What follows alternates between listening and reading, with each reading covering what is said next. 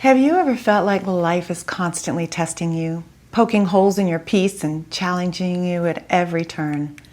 It's not easy to stay calm and centered in a world that seems determined to push you into defense mode. But there's a way to find peace even in the chaos. It's a practice, one that can become almost effortless over time. And I've created this space to help us all learn how to choose love over fear no matter what's going on around us. I'm Lesli with an I, and not just how I spell my name, but how I see the world. Since I was a child, I've always easily seen the world through a lens of love. My photography career has been a natural extension of that, and like a bug to a light, I was drawn to capturing moments of love and joy at weddings. Side by side with my husband, we have had the honor to capture well over 1,500 weddings over our 30 plus years as wedding photographers.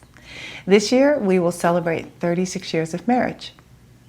And it hasn't always been easy, but leading with love has been so rewarding. The way I see it, weddings are a love bubble. It's a day when everyone puts aside their lives, books a flight, a hotel, picks a perfect outfit, and travels to see their loved ones choose their beloved. And for that one day, everyone chooses to celebrate love, to put aside their own problems, their own drama, and just to be present, to witness love. I get to capture that. It's really taught me so much about people's ability to put aside their own issues and their own problems. It's been my life's passion to capture love with my lens, and it's where I feel most at home. It's been my love bubble. And somewhere along the way, people started calling me a love bubble. And sometimes it wasn't meant as a compliment. More like, she's too idealistic. She's not grounded in reality. When what they really meant was I wasn't grounded in their reality.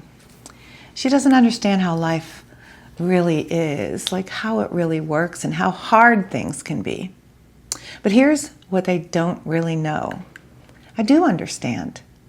I've lived through things that have crushed many people. Heartbreak, betrayal, grief and loss, violation and trauma. And yet I didn't break. Well, almost. There were times I came very close. And truthfully, it wasn't in my early years. It was pretty recent.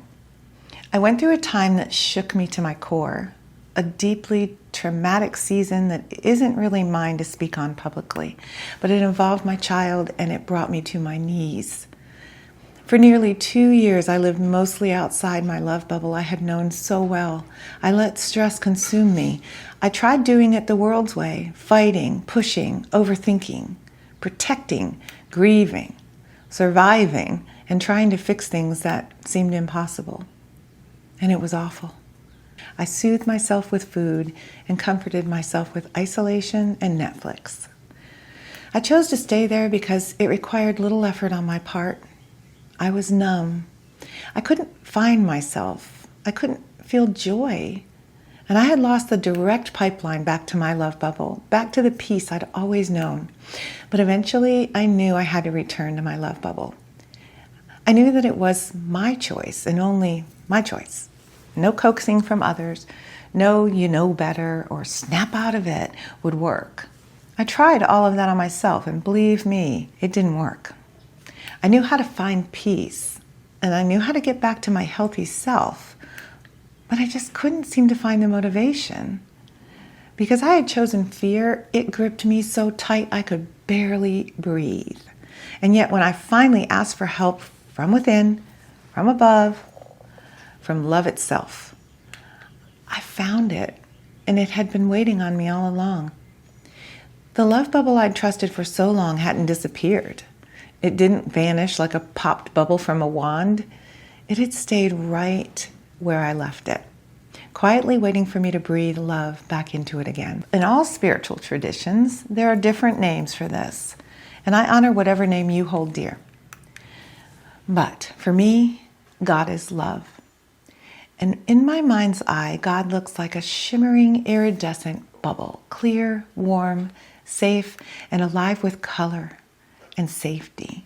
ready to scoop me up at the moment I'm willing to surrender and guide me through all of life's adventures, no matter how difficult they may seem. Once I said yes to love again, everything began to feel lighter. And I remembered why I had always chosen to live this way, even when people misunderstood me and I didn't feel like I fit in. Even when they dismissed it as naive or just too much. The truth is, love is a superpower, and now I'm ready to share it. This channel is about remembering how to lead with love, how to come back to it again and again, how to navigate stress, conflict, loneliness, and pain. Not by pretending it doesn't exist, but by staying anchored in your truth when it does show up. Because for me, a love bubble isn't a fantasy or a novelty. It's not escapism. It's alignment. It's the choice to see clearly and respond from love anyway. That doesn't mean tolerating abuse. It doesn't mean denying boundaries. It does mean learning to protect your energy without building walls that keeps love out. To recognize people are acting from their wounds and not letting that steal our peace. Most people were never taught this practice. It's easy to be loving and peaceful when those around you are loving and peaceful. It's a whole other thing when they're exactly the opposite. So we harden, we strengthen our walls, we shut down, and we try to feel safe, but we end up feeling more alone than ever. And those walls, they don't just block pain, they block connection, intimacy, love. The very thing we want the most. My entire life, I've been endlessly fascinated by human behavior. And for most of my life, I've been an invisible magnet to people who are drawn to me in times of real struggle, especially with love. I find those moments sacred and an honor, but it always seems to come down to one truth: choosing fear over love. And that is the surefire way to block love from coming. Some of the most loving people I've ever met are often the ones who don't love themselves. They give and give and give, but underneath it all, they're depleted, anxious, and overwhelmed. But they're not living from love. They're living from fear, disguised as protection. And if that sounds familiar, this space might be for you. I'm not a therapist. I'm not here to fix you, but I'm here to remind you of what you already know deep down. You are not broken. You're not unworthy of true love and peace. You are not too sensitive. You're not too dramatic, and you're not too late. You're just disconnected from the love that's already yours, and it's time to come home. So welcome to a love bubble. You don't have to earn your way in. You don't have to prove your worth. You just have to be willing to choose love again. And if there's one truth I want to leave you with, it's this: you cannot live in a love bubble without learning to love yourself first.